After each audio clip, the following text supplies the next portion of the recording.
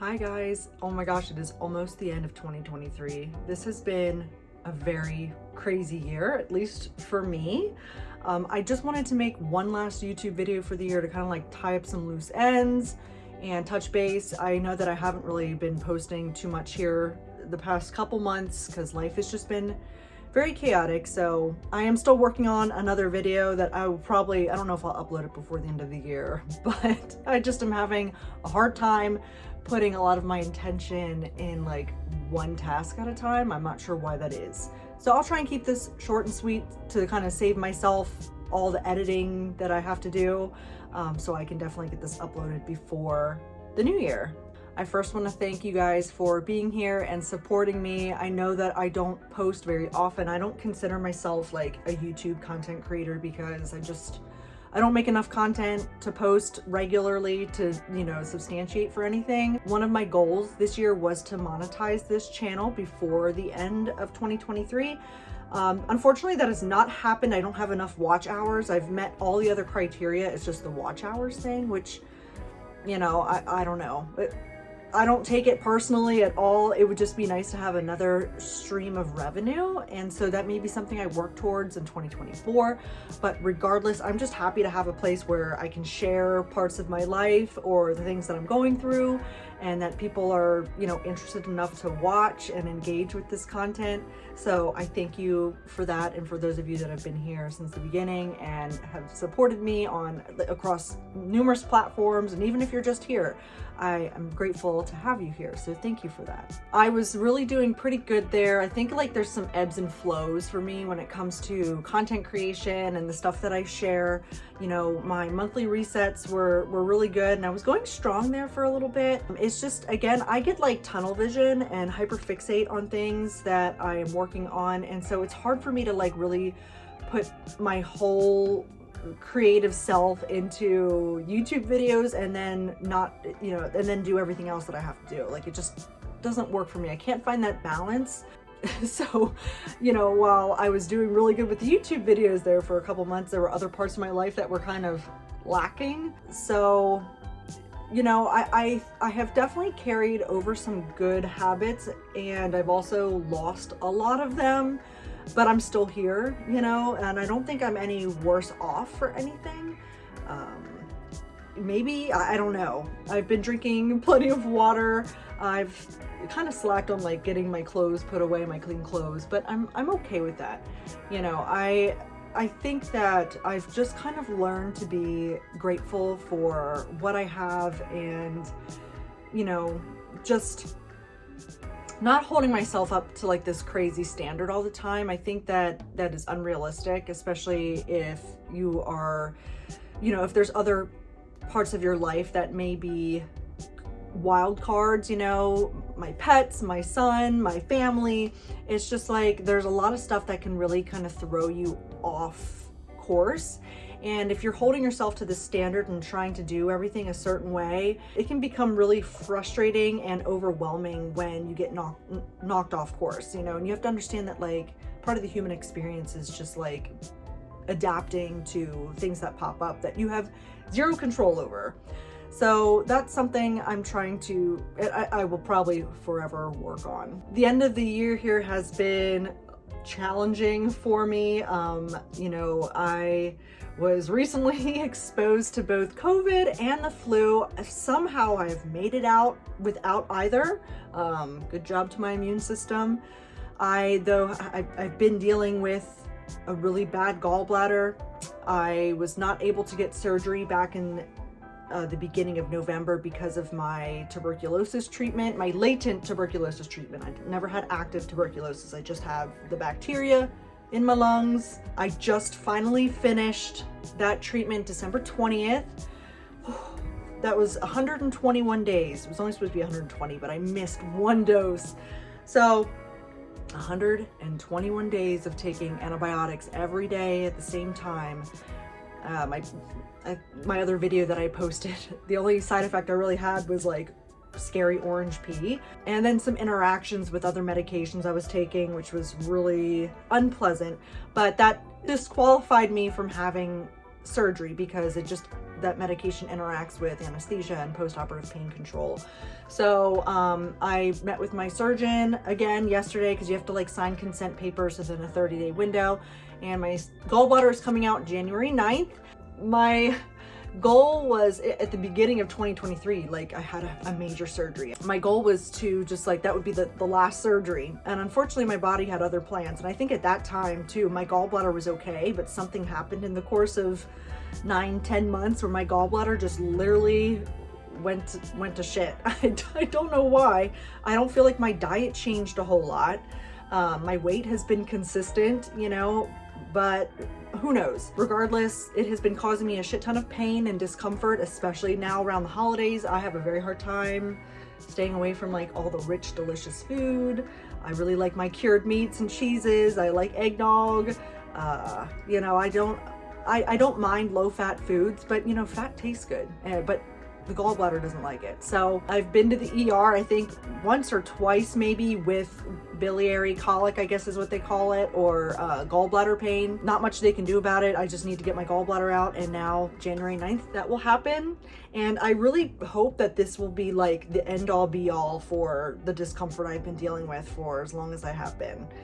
I know that there are a lot of people out there that keep telling me, stay close to a toilet afterwards. That's fine. I work from home. My bathroom is right over there.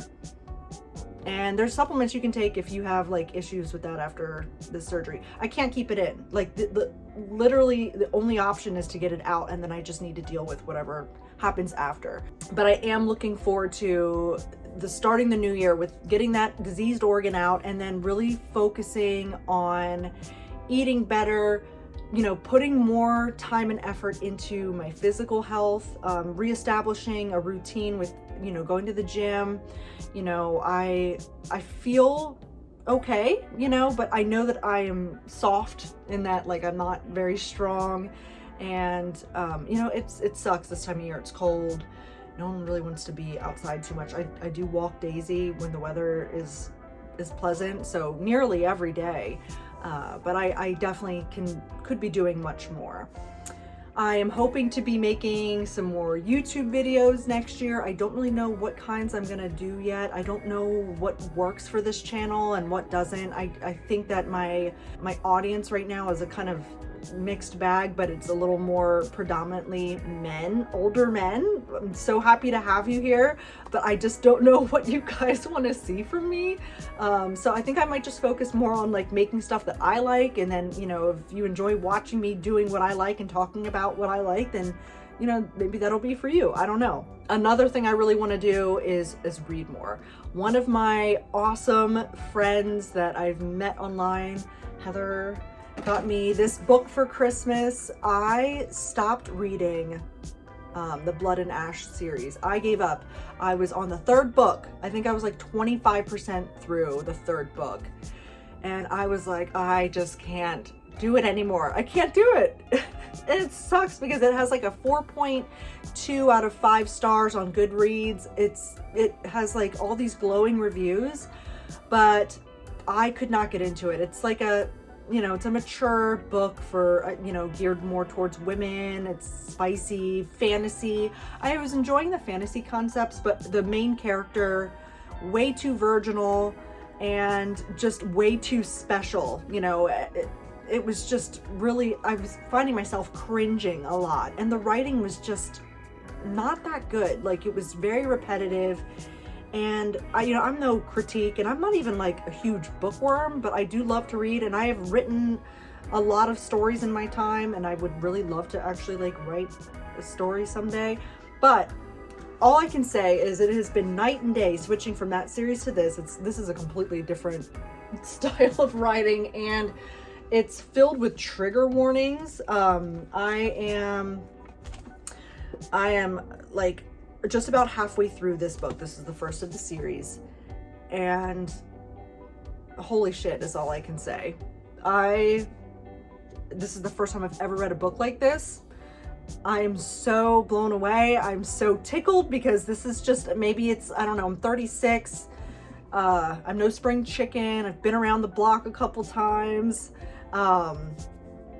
And the main character in this book is extremely different from the one that I was reading. She's definitely more like me, I think.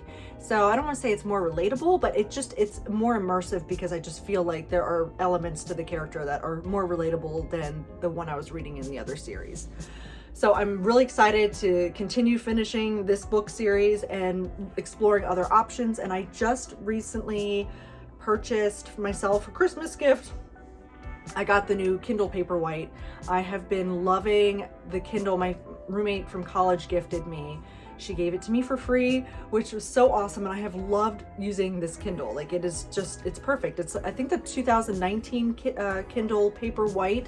My only complaint with it is that it's a blue light and the light doesn't ever turn off all the way. So the light's off right now because it's on the home screen. But yeah, the light only goes down. I mean, it's not bad. It's actually, this is a wonderful device. And the fact that she gave it to me for free is awesome. But yeah, so I can only go down to like the lowest, oh wait. So you can turn the light off, but it's still on. You know, I think that there's always a backlight. That's my only complaint. But someone that has been dealing with migraines for a while, certain lights just mess with my eyes, especially blue light. And I love the convenience of an e-reader that, you know, I can lay in bed at night and I can just tap the screen. I can lay in tons of different positions and not have to fuss with like pages and stuff like that. So I liked this so much that I decided to take the plunge and get like the newer Paperwhite, and I'm going to be gifting that to my sister who's starting to get into reading. So I'm super excited about my new book, ebook, e-reader. And I think the biggest thing that I am excited about right now is the fact that I paid off my student debt. Woo! Oh my God, I can't believe it. That was one of my goals, I think, for this year, was to have zero student debt. And there was some talk about the Biden debt relief, and I was, you know, I come from a poor family, okay? I still consider myself to be poor. And so I got a lot of grants and I had to take out a lot of loans to go to college. And I was really looking forward to having some debt relief, and I would have qualified for the $20,000. And so to be kind of strung along with that was frustrating because I was hopeful, but I prepared myself, you know, to pay off the debt by myself, and I was able to do that. I don't think I would have ever been able to do it had I not started social media. It's something that I don't take for granted at all. I'm so grateful. I think that I probably would have carried that debt around probably until my 60s or 70s. I don't think I would have ever been able to pay it off in such a timely manner had it not been for the success I've had with doing what I do online. So I'm very grateful.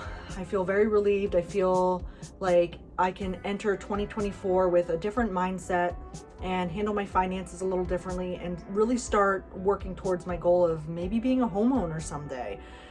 It's a little scary, so who knows if that will actually happen. At the very least, I'd like to get a bigger apartment, you know, something that has more than one bedroom. We'll see. I don't know what the future holds, but I feel like anything is possible if you put in the work and the time and the dedication. It sounds so cliche, I'm sorry.